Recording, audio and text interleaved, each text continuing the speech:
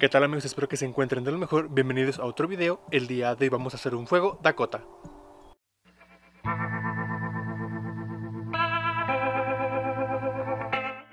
Como ya sabrán, existen muchos tipos de fogata y el fuego Dakota es uno de mis favoritos, ya que presenta ciertas ventajas como que el viento no le afecta, es una llama bastante discreta, es bastante útil para cocinar, y para hacer esta fogata se requiere un elemento indispensable, que es un suelo en el que podamos cavar. Desafortunadamente, por la zona en la que yo me muevo es una zona muy rocosa y encontrar esto pues es un poco difícil, pero recientemente encontré una zona en la que el suelo es adecuado o nos puede facilitar mucho hacer esta práctica.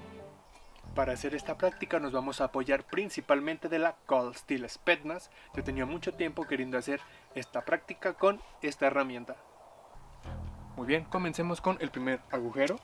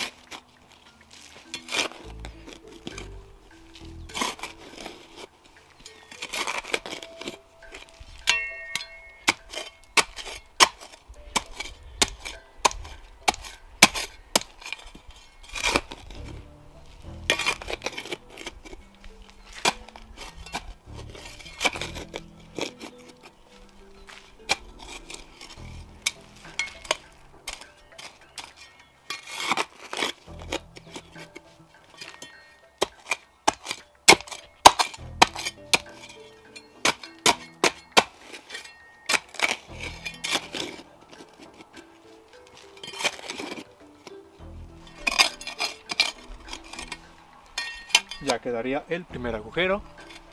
Vemos que tiene una profundidad, pues, que les puedo decir, de unos 30 centímetros más o menos. Ya también dependerá de cada quien qué tan profundo lo quieren. Yo por esta ocasión lo dejaré así. Seguimos con el próximo agujero. En cuanto a la distancia para el segundo agujero, esto es muy variable. Habrá quien lo haga de 60 centímetros, 50 a 10 centímetros. Yo lo voy a mantener un poco corto, como a una palma.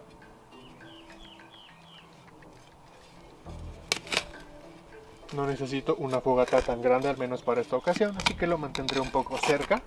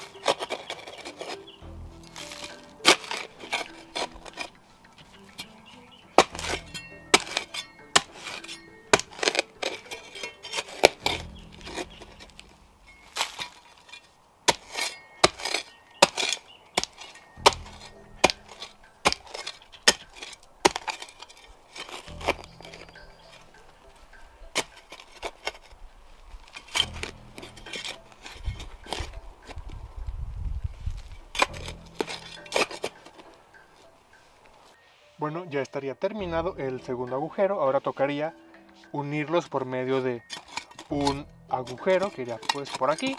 Hasta que acabaríamos en este lugar hasta llegar al otro lado.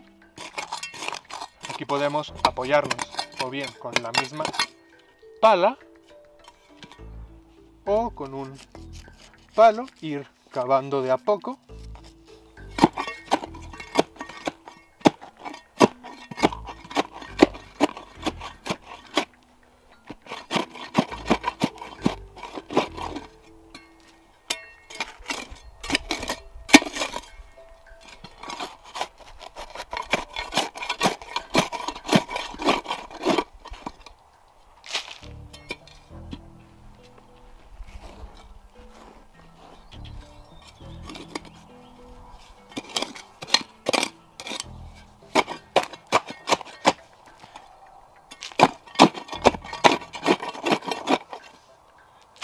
Listo amigos, ya estaría el agujero.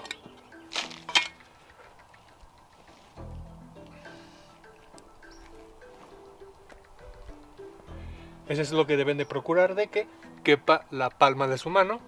Aquí ya cabe. Bueno, la estructura en sí ya estaría lista. Ahora solo restaría recolectar un poco de leña.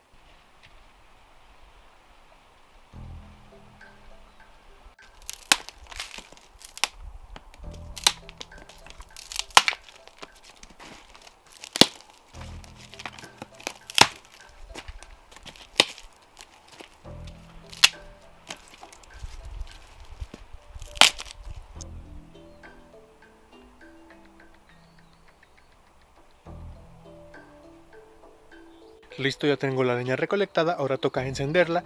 En esta parte ya no la vamos a complicar tanto, vamos a usar el truco que nunca falla, la torunda con vaselina, que ya he mostrado en otros videos.